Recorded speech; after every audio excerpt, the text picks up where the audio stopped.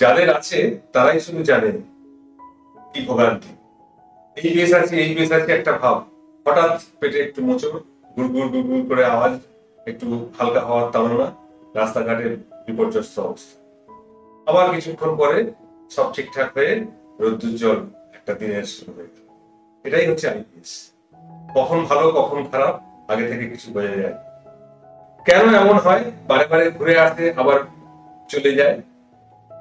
কারণ অনেক, তার মধ্যে একটা কারণ যেটা জানা গেছে সেটা হচ্ছে বেতালা মন ও বেসুরো পেটের যে ছন্দবদ্ধ সঙ্গীত, তার যখন ছন্দপতন হয় তখনই এই ইরিটেবল বাউল সিনড্রোম বা আইবিএস এর সিমটমস গুলো প্রকাশ। বেতালা মন বলতে আমরা কি বুঝি?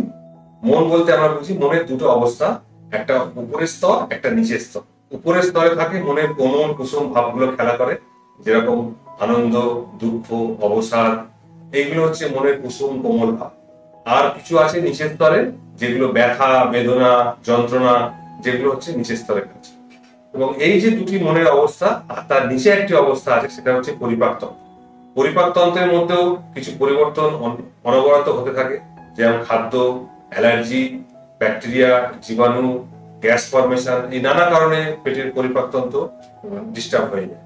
তো যখন এই মনের নিচের অবস্থা এবং মনের এবং পরিপাকতন্ত্রের মধ্যে যে যুগলবন্দিরা সবসময় চলছে, এইটা যখন ডিস্টার্ব হয়ে যায়, তখনই কিন্তু ইরিটেবল বাউল সিনড্রোম এর সিমটমস গুলো দেখা যায়। এটা একটা অক্ষ বা ব্রেন গার্ড অ্যাক্সিস হিসেবে কাজ করে। যেমন একদম উপরের তলায় থাকে মনের কোমল কুসুম ভাবের যে অবস্থাটা, মাঝামাঝি অবস্থায় থাকে যেখানে পেইন, ব্যথা, সেন্সেশনটা আমরা ফিল করতে পারি, এবং নিচের স্তরে থাকে পরিপাকতন্ত্র। এই পরিপাকতন্ত্র থেকে অনবরত নানা রকমের খবরাখবর চালনা হতে থাকে আমাদের মনের উপরের স্তরে।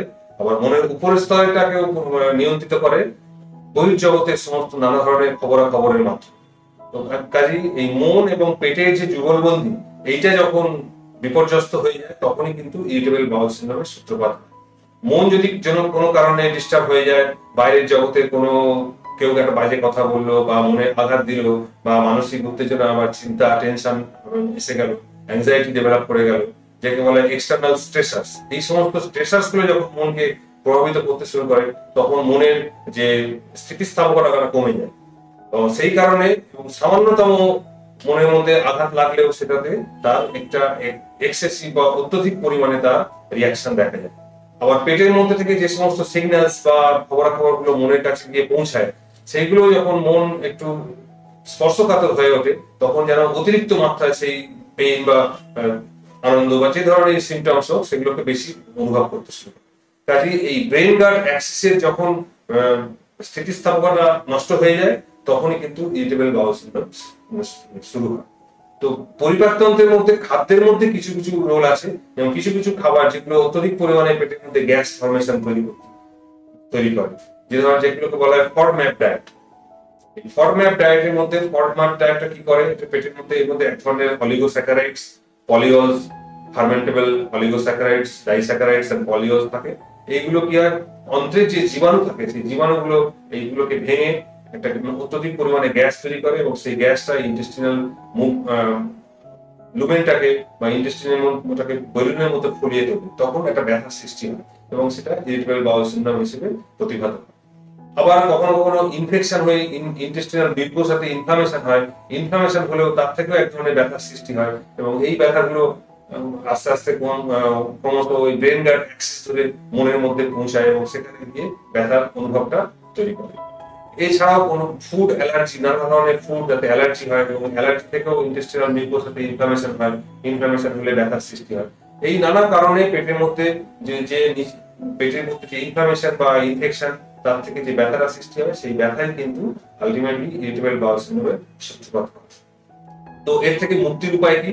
মুক্তির উপায় হচ্ছে মনটাকে সুস্থ রাখা, মনটাকে সংযত রাখা, অত্যধিক যাতে পর্যাপ্ত পরিমাণ ঘুমের যেন পরিমাণটা ঠিক থাকে। এছাড়া খাদ্যের মধ্যে যে সমস্ত খাবারগুলোতে গ্যাস ফরমেশন বেশি হয়, সেই খাবারগুলোকে চিহ্নিত করার চেষ্টা করা, এবং লো ফডম্যাপ ডায়েটের দিকে থাকা দরকার।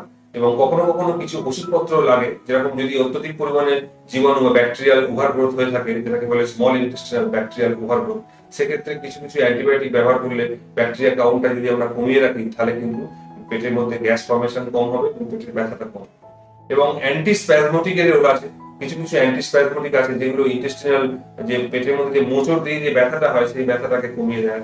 কিন্তু এছাড়া কিছু অ্যাংজিওলাইটিক ওষুধ আছে, কিছু সাইকোথেরাপি আছে। এইভাবে না বিভিন্ন দিক থেকে যদি চিকিৎসাটাকে আমরা করতে থাকি তাহলে কিন্তু ইরিটেবল বাউল সিনড্রোম অনেকটাই আমাদের আয়ত্তের মধ্যে থাকে। কাজে এটা শুধু একটা কারণে হয় না, নানা কারণে হয়, মাল্টিফ্যাক্টরিয়াল ডিজিজ। কাজে চিকিৎসাটাও সেইভাবে মাল্টিফ্যাক্টরিয়াল, মাল্টিডিসিপ্লিনারি হওয়া দরকার এবং হোলিস্টিক অ্যাপ্রোচে থেরাপি দিতে হবে, তাহলে কিন্তু রোগীরা ভালো থাকবে। এবং কিন্তু এটা একটাই, এর থেকে কিন্তু কোনো খারাপ ধরনের অসুখের সূত্রপাত কখনো হয় না।